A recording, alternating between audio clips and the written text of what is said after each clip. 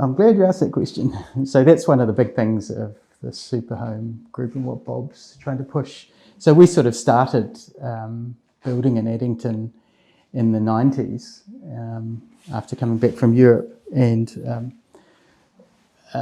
you know, New Zealand homes are a disaster compared to European homes, and we don't know it. So we just thought we'll just start building better, and then the Superhome group started obviously 10 years ago. But one of Bob's big things is making sure the line of glass is in line with the insulation. So if you have the glass out where a normal house has it, that's actually not in line with the insulation. It's in line with the cavity to the cladding and doesn't form a good envelope. So the main thing we're trying to do is create a really good warm envelope for this house, and that's kind of why we chose the name Nest, which was sort of a cozy place to live. But if some of the homes did end up being investment properties, which is the reality of New Zealand, then you've got a nest egg, so to speak. Plus Google called their smart home controllers Google Nest, but I still haven't got around to using those. So. The Walls 140. Walls 140, yeah. So the 5 things that we do better over a normal house are, starting at the top, solar panels. We use 140 walls instead of 90mm. We double wrap, so the house is airtight, and that's why it's got these vents in every room that's letting in fresh air slowly and continuously. We use heat pump water heating to halve your heating cost, and we have foundation insulation. So generally you have a foundation, and the house sort of warmth heats up the foundation and it sneaks out the side. So we put polystyrene on the outside of the foundation and concrete plaster it so it's weather tight. And of course we do better windows. So it's not really rocket science to do all of these things. It does add up to making the house 10% more expensive than a normal house, but we think it's worth it. We're building the base level super homes, and the reality is Christchurch is a great working class city, and we need homes that we can afford to live in. And part of our mission was to, you shouldn't have to worry about it. You should just buy a house and not worry about it and go do your thing. So you shouldn't need to learn that you have to do how to do air tightness, how to manage insulation. That should be left up to professionals, and that's what's disappointing for that's what motivates us. It's just so disappointing to see most of the building industry just selling what they can get away with. So, and it's just not fair, because that's the building code. Yeah, it's the building code, but it's also taking advantage of people that they only buy 1 or 2 houses in their lifetime. So you're just not the experts on it. The building code, the government's trying to raise the building code, but they can only drag it up incrementally without getting voted out in the next election. So it was great to see what the Superhome movement did, and it really ties in with us. And we see our role as building base superhomes, so that are as affordable as we can make them. There's the market is catching up a little, and what we're finding is banks are giving green loans, which are normally set aside for making sustainable improvements. They're giving green loans to buyers of these homes. So the word is getting out. So you can get a cheaper loan when you buy one of these. And also we're finding that when you buy one of these, we've built 100 of these in Addington already. Not many of them get resold, but the ones that do resell go up at a faster rate than, say, a standard builder, won't name them. So your investment it's not a waste. It's a better place to live in. There's better value when you sell it, and if you sell it, and if you want to rent it out, we're finding the rental returns are much higher. So this one is configured with just a shared bathroom between 2 bedrooms that anyone can access, and then an ensuite for the master. So it's got 2 bathrooms upstairs. There's no toilet downstairs. It's a simple layout with the garage there. I'm sure you've seen it. And the big thing we try to do is just tons of storage. So we try to do big kitchens. I don't like the U kitchen, so I try to, which means you can't access that corner cupboard. I try to do straight stairways and a low wall so you can pass your furniture over. It's just all the I put in USB so you can watch Jamie Oliver and learn how to cook. Stone bench tops that are white instead of stone bench tops that are black that show every streak. It's just a continuous process of mistakes that we've made over 26 years, and continuous feedback, because we've mostly built in Addington, which was a suburb that we picked in the 90s because it was close to the railway station. And we thought people might start using trains again. Of course, we're totally wrong.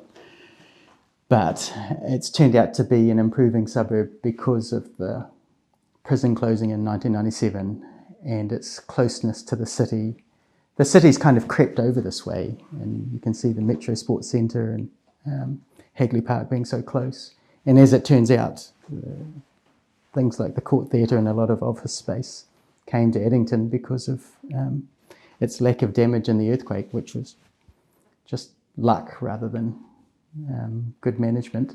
I still have hope for the railway station to use more because Addington kind of came alive after the quakes. it did, yeah. All the law companies, offices. Moved. Yeah, it did, and it's really because it's quite an old suburb, and it's got character. It's not. So we like it. We've been here for that whole time, and we've been. We like to think we've been a part of Addington improving, and now it gets to the point where people, when they want to sell their house, they come to us and say, "This story you've heard before, Simon, you're a dickhead, but you're less than a dickhead than the other developers. So we'd rather sell to you than to." So we tend to get first right of refusal on places because, we're knocking down some disaster homes here that are just cold and leaky and rotten and asbestos filled and lead coated and increasing the density and livability.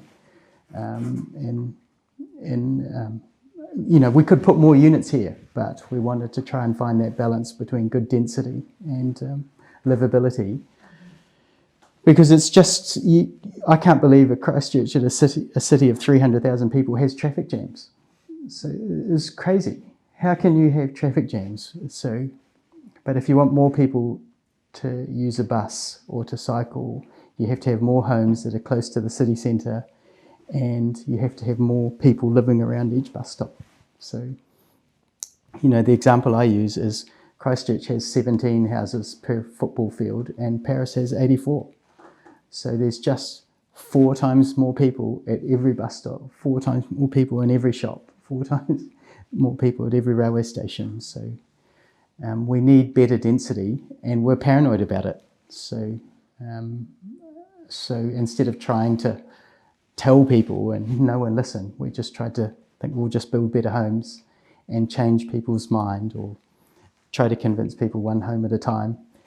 It's a slow process, but we've been doing it a long time now, and we've sort of grown and learnt through a process of many mistakes. So we're always trying to do a 3x3 minimum. So you're trying to size it to a queen size bed, 3 power points. We're trying to do insulating blinds. So these are good city blinds because you can block out exactly what light, and they trap a lot of air, so they double the insulation value of the window.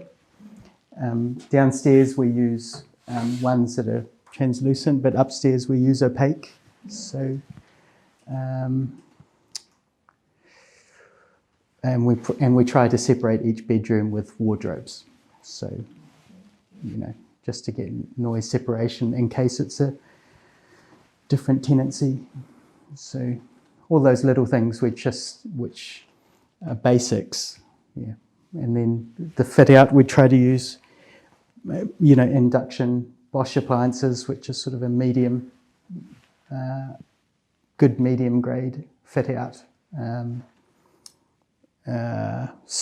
we use a flecked carpet, you know, that doesn't show dirt. And these are all the things that I've learned by doing, not because I'm smart, but because I did them wrong. You know, I did light coloured carpets, I did single colour carpets, I did, yeah, it's been a process.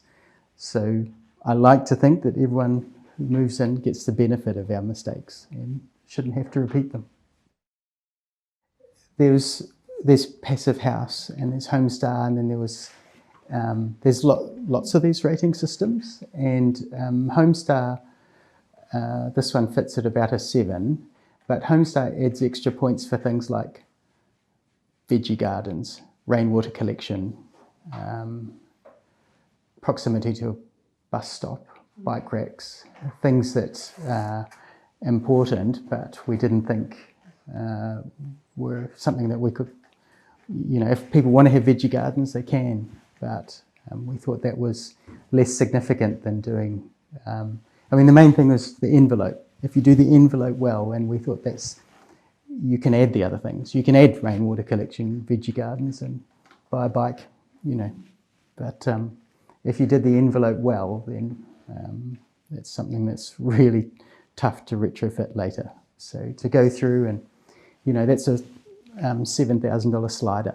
To go back and put that in, who's going to replace their $2,500 crappy slider with that? You know, it's just, you're stuck with it. So, yeah. And the other thing is the security. You know, that front door, it's triple locking. All of these windows are triple locking. So when you turn the handle, you're hitting lots of locking points. So it's just a lot harder to break into. And I think security is just a big thing. It's just massively underrated. I don't want to get burgled. I don't want anyone to get burgled. Getting burgled is a horrible feeling. So it's sort of something we try to highlight without highlighting, because we've had people try to break in. They can't. They tried. They damaged the door, but they couldn't get in. You know, not here, but you know, it happens. You know, who's been burgled in their house? Yeah, I mean, I'd say most houses get burgled once every 10, 20 years. So, and that's just, yeah, something we'd like to avoid. So, and having the gate, the security gate here, which everyone gets remote, passcode, whatever, it just stops that, I don't know, that opportunist who comes in and says, oh, look, a bicycle, you know, which is a lot of theft. So we try to eliminate that, and it doesn't seem to be, it's a Christchurch, I don't know, a New Zealand-wide thing. So we don't seem to, and if you call the police to do it, they will take hours if they come at all. So it's really up to us to manage our own security. So, you know, I think that's a undervalued part of building better. So it's a basic smart vent system, which is just pushing fresh air in slowly. You can spend 5,000 to 25,000 on a continuous ventilation system. You know, a big thing for us was to try and keep, so this has got a basic one. It's pushing fresh air in. Does it still do the heat recovery? does some heat recovery, but it's not as efficient as the top end. But you need it because these houses are double wrapped. So there's a typical New Zealand new house. The air leaks out 7 times per hour, 7 to 9 times per hour. Passive house or a house that, like we saw yesterday, that would change, the air would change less than once per hour. And so these ones are twice per hour the air is going to change inside, which means a whole lot less heating. But it also means you've got the, if you're constantly breathing, you could get some stale air inside. So that's why believe me, we tried it without doing it. And we found that we had mould building up and we had to retrofit them. So we've learnt you have to have, in airtight construction, you have to have some level of continuous ventilation. Yeah, I mean, we're called Superhome Base, but that's still, twice the minimum. Yeah, I mean, it's a little bit deceptive, and we actually debated on whether we call it base, whether we call it good, better, best. But, and the building code would be way below your very base. Yeah, in some cases where the building code, which just changed to 6.6 insulation in the ceiling, that's really, it went from, I think it was about 3 up to 6.6. So in some areas the building code is caught up to the superhome, but in a lot of areas, especially in airtightness and window insulation, it's still not there yet. So, and that's why, we just decided to make our own code and just set an example out there and hope the building code catches up. So, yeah. Because you can imagine if we said you had to build this as the minimum, most building companies would have Enough outcry now. yeah, they'd have a minor heart attack and say it's unaffordable, you can't do it. It's all your fault, the housing crisis, for raising it. So they're doing, I know people who are writing the building code, and they've had people and they've just done what they think they can to lift the industry, but it's, it's still well behind where it should be to a European standard. We're not there yet. And, I say it again, we don't know it because we're an island. We don't know our homes are crap. Well, it's the industry doesn't value it yet. I mean, if you get a valuator who comes along here, he's going to say, he or she is going to say, this is a 3-bedroom house. And a 3-bedroom house in a garage is worth X. And they don't value the features that we've spent extra money on windows and all the other superhome features.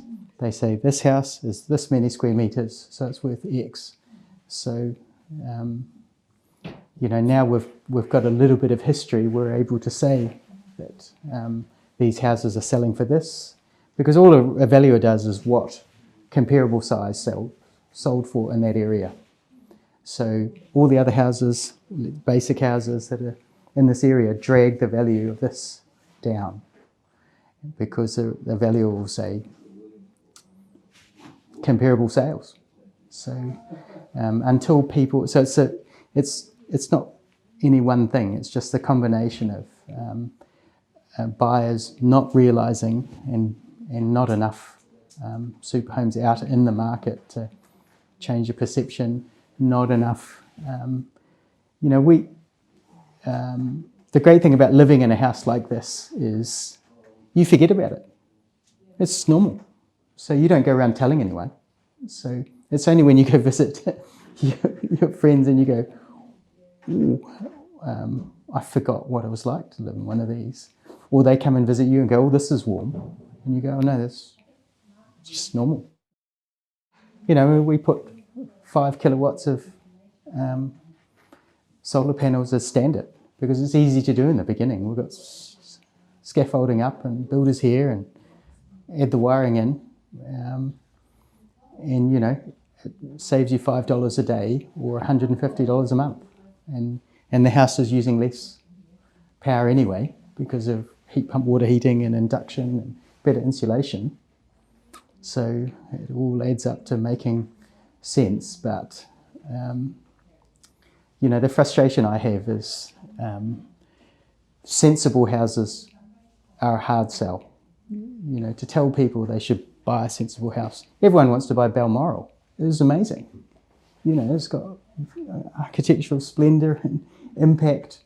This is a sensible house, and I'd love for this to be the standard minimum instead of being, twice as good as the building code. So, look, People believe them. I was telling the builders this is what we're going to do, and they said, you can't do that. House has got to breathe. House has got to breathe, mate. What are you talking about? Airtight construction. It's just going to go rotten. But in the beginning, when I started, I went through 6 builders because they'd say, oh, you don't know what you're talking about. So just go back to your desk. So, but so you have to convince the builders, and now they love it, because we get to wrap stage, they can come in here working, it's warm. It's even with no heating, it's still 5 degrees warmer than outside, and so they've learned to be proud of it. But we've convinced we've got 2 builders that we use, one for big jobs, one for little jobs. But you can't put all your blame on builders. I mean, the builders are being pushed into building for a budget as well, so so they're just going, some of them, a lot of them would like to build better, but they've been given this screwed down budget to build a lot of homes, and there's no room for building better. So you can't blame them, you can't blame the buyers, you can't blame it's like, who's going to take ownership of it, because it's nobody's fault. So it's really up to all of us, and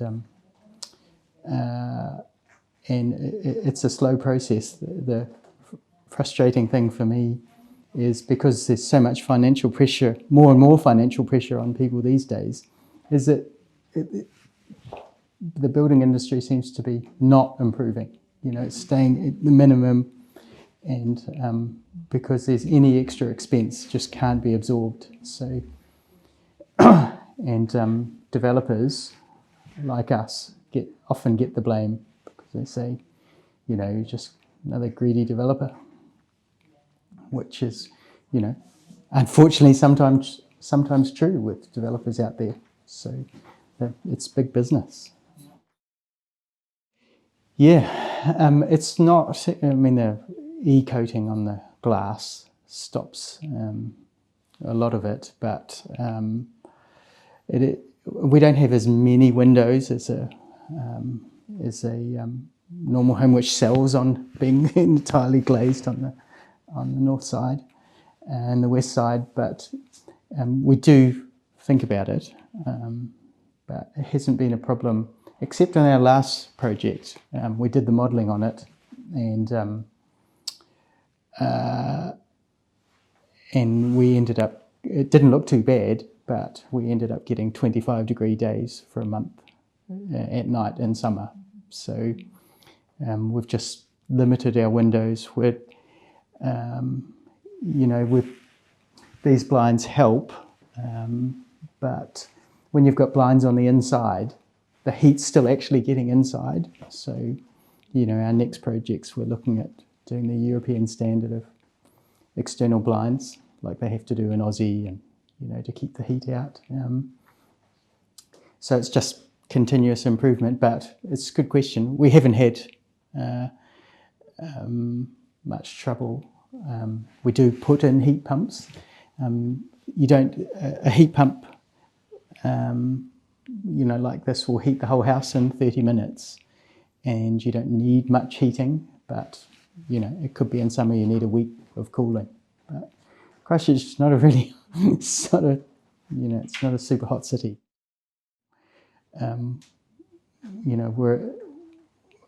We just want to do, instead of getting the word out, our role, we see our role as getting homes out there that are at that base level and relatively affordable.